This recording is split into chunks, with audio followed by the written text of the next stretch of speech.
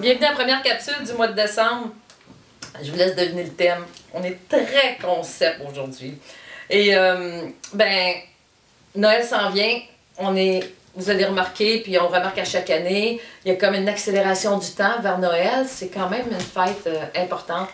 Puis, ce que j'ai envie de vous partager aujourd'hui, c'est l'importance des fois de juste ralentir, de prendre le temps de se préparer à Noël, mais de se préparer dans le cœur, c'est-à-dire de donner du sens encore davantage, parce que c'est beau, on est dans une phase de l'humanité où on se réapproprie certaines grandes fêtes, on les redéfinit en apportant un sens qui transcende, j'allais dire enfin, mais en fait pour moi c'est ça, qui transcende les dogmes religieux.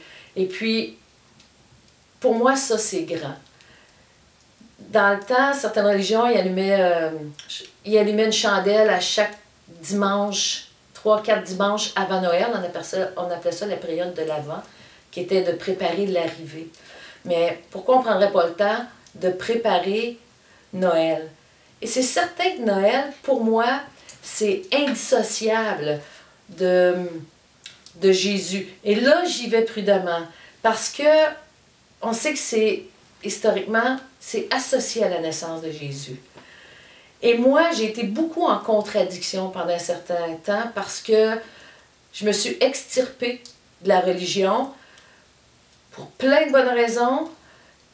Puis pendant longtemps, c'est comme si j'avais laissé mon droit à trouver un sens envers la notion de Dieu, y compris la notion de Jésus.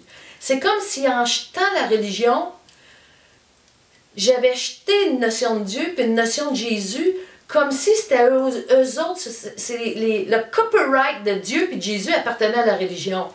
Après ça, j'ai fait non, non.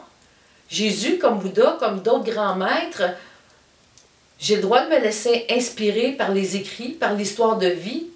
J'ai le droit, c'est une pratique libre. C'est une pratique, c'est une foi libre qu'on peut avoir. Et j'ai comme fait, non, il n'y a personne qui a de copyright sur personne, sur aucun événement historique. Et ça m'a permis, moi, de me redonner le droit, un certain droit divin, à un petit peu faire ma propre recette spirituelle des fêtes sacrées. Et ça m'a apporté beaucoup de paix. Puis, à chaque mois de décembre, c'est un petit peu ça qui m'habite, c'est de dire, OK, moi, Noël, qu'est-ce que ça signifie?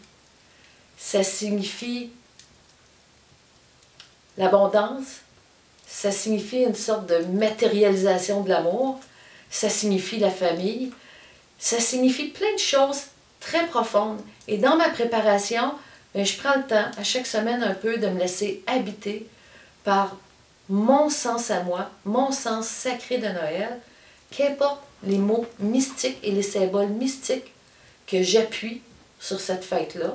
Et c'est à ça que je vous invite, que je nous invite à faire d'ici les 2-3 prochaines semaines, juste à renouer avec le sacré de Noël, dans notre foi intime à chacun, avec de la profondeur, un petit peu de folie aussi. Entrons dans la danse de Noël qui se prépare pour que ça ait plus de sens, encore plus de sens au plus profond de nos vies. On se retrouve la semaine prochaine avec plaisir.